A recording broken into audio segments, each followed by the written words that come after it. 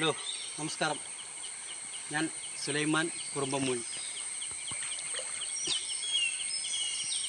ഇതാണ് നമ്മുടെ കുറുമ്പമൂഴി കോസ്വേ. ഈ കാണുന്നതാണ് കുറുമ്പമൂഴി കോസ്വേ. ഇവിടെ നമ്മുടെ ഗ്രാമം എന്ന് പറഞ്ഞാൽ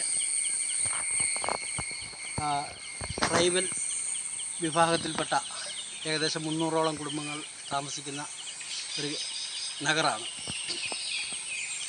3 വശം വനത്താലും ഒരു വശം പമ്പയാറാലും ചുറ്റപ്പെട്ട് കിടക്കുന്ന പ്രദേശമാണ് ഞങ്ങളുടെ ഗ്രാമം.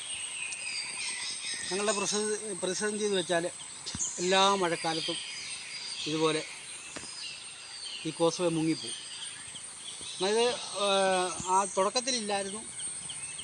ഇത് സംഭവിക്കാൻ തുടങ്ങിയെന്ന് പറഞ്ഞാൽ പെരുന്തേനരുവി ഒരു മിനി ഡാം, ചെറിയൊരു ഡാം വന്നു. അതിനുശേഷമാണ് ഇങ്ങനെ സംഭവിക്കുന്നത്. ഇപ്പോൾ ഇവിടുത്തെ കുട്ടികളൊക്കെ സ്കൂളിൽ പോയിട്ട് ഏകദേശം ഒരാഴ്ചയോളമായി. ഇനി ഇതിപ്പോൾ എത്ര ദിവസം ഇങ്ങനെ കിടക്കുമെന്ന് പറയാൻ പറ്റത്തില്ല. ഒരു ഹോസ്പിറ്റലിൽ കേസ് കെട്ട് വന്നാൽ എല്ലാം വളരെ ബുദ്ധിമുട്ടായിരുന്നു. എന്നാൽ ഈ കഴിഞ്ഞ വർഷം നമ്മളുടെ പെരുന്തേനരുവി ഡാമിൻ്റെ അവിടെ നിന്ന് വനത്തിൽ കൂടി ഏകദേശം 4 കിലോമീറ്ററോളം റോഡ് അല്പം ശരിയാക്കിയിട്ടുണ്ട്.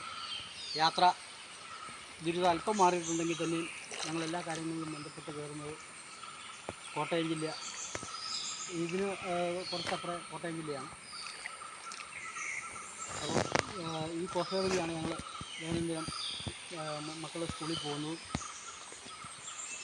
ഞങ്ങൾ യാത്ര ചെയ്യുന്നു. പക്ഷേ ഇപ്പോൾ ഒരാഴ്ചയായിട്ട് ഇവിടെ ഇങ്ങനെ മുങ്ങി കിടക്കുകയാണ്. എല്ലാ വർഷവും ഇതുപോലെ മഴക്കാലം വരുമ്പോഴത്തേന് അധികൃതർ സർക്കാരിൻ്റെ ഭാഗത്തുനിന്നും മറ്റുള്ള എല്ലാ ഭാഗത്തും ആൾക്കാർ വന്നു വെച്ചാൽ ഈ വർഷം ശരിയാക്കി തരാം, അടുത്ത വർഷം ശരിയാക്കി തരാമെന്ന് പറച്ചിലില്ലാതെ ഇതേവരെ ഒന്നും ഞങ്ങളുടെ യാത്രാക്ലേശം മാറിയിട്ടില്ല.